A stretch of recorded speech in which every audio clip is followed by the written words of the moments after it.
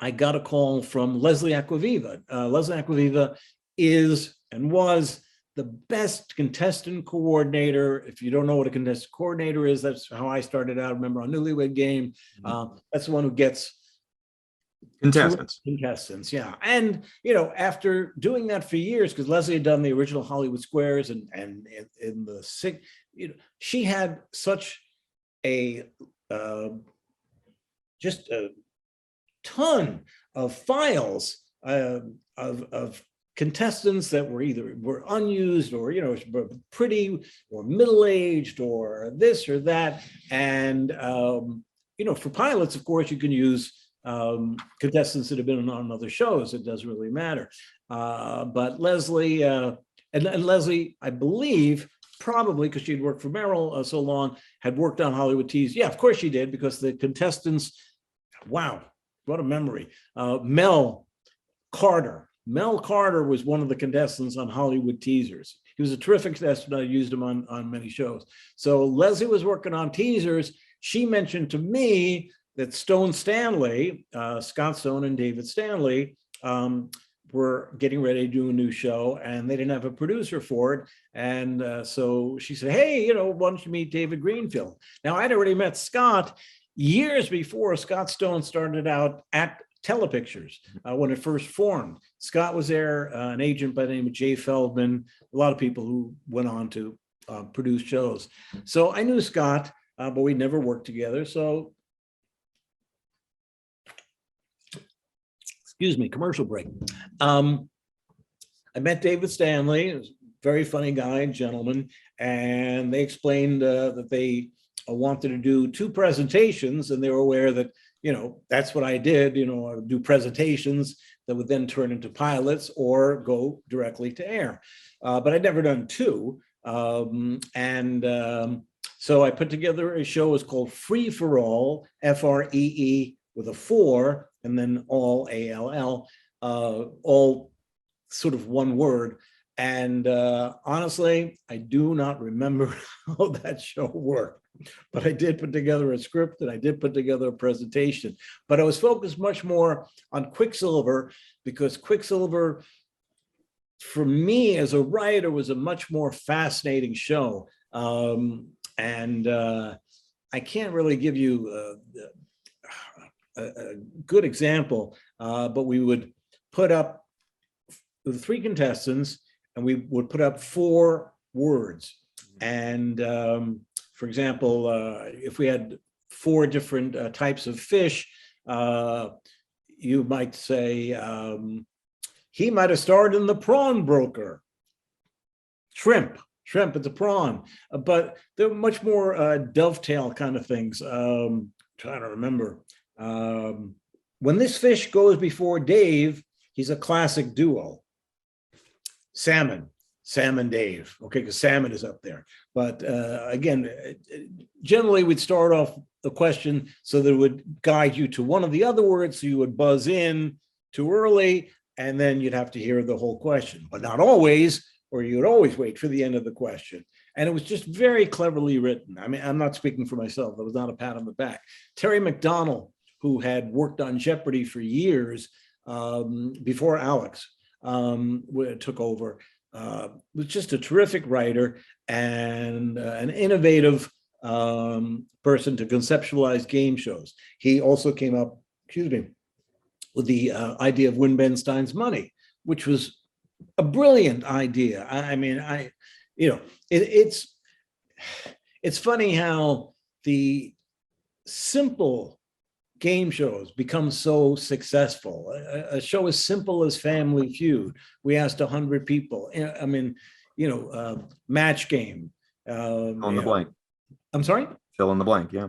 Yeah, it's they're so easy to follow. Wheel of Fortune, just filling in, and yet Win Ben Stein's Money, from the structural standpoint, is very complicated, but from the audience perspective, it's just fascinating. It was entertaining, but since I didn't work on it, I'm not going to waste your time.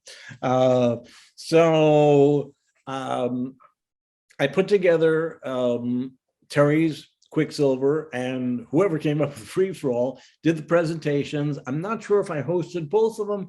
I might have just hosted one. I don't remember, but they both sold to the USA Network.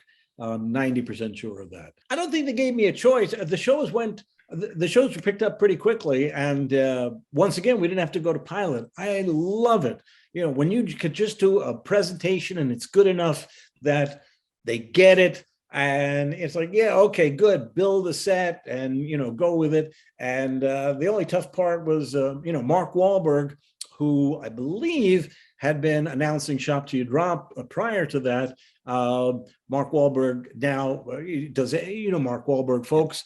He's been doing Antiques Roadshow forever. And then he did, initially it was called Temptation Island.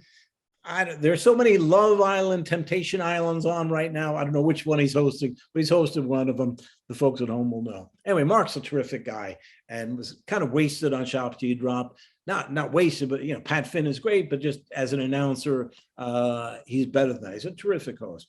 So he got free for all. I went through just an exhausting search for just a likable young host.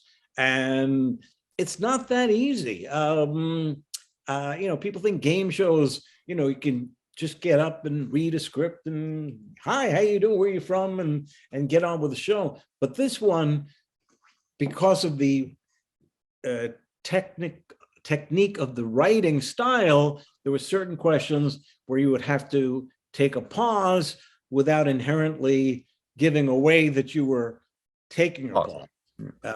Because again, that was the whole point, trying to get them to buzz in without you saying, buzz in. So ultimately we got a guy who was very bright, but nothing. His name is Ron Maestri, and he did a very acceptable job, but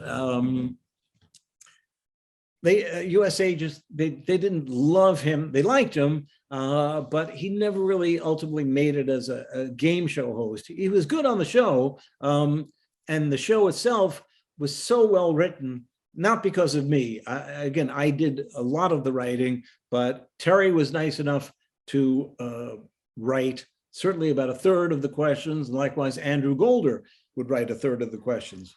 Now, the budget from USA was very, very tight. And so what we decided to do for that show, instead of renting a stage, Supermarket Sweeps, which took a huge stage, I mean, you had a whole supermarket on the stage, it left about a third of stage 3 over at Sunset Studios open. So we decided not to do it with an audience, and without an audience and with Ron Maestri and no celebrities and 3 contestants, I was able to figure out that I could do, instead of 5 shows in an 8-hour day, I was able to crank out 6 shows in an 8-hour day, which I don't believe had ever been done before. Somebody write a comment if they think it's been done before. What was that, 1991, I'm guessing? Somewhere in there.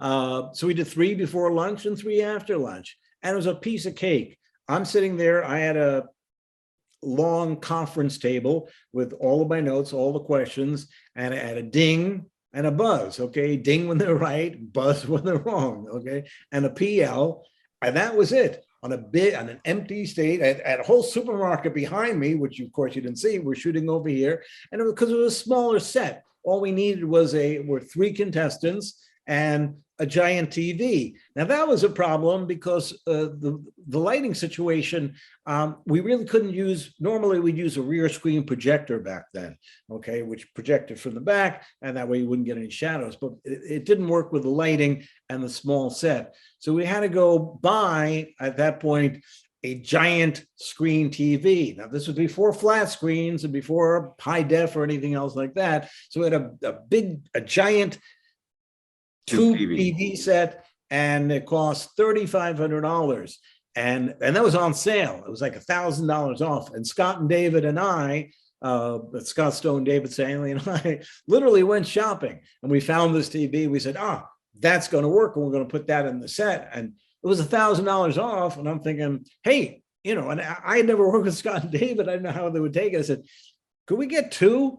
Because I wanted one. And they were nice enough, you know, at the discount price of $3,500.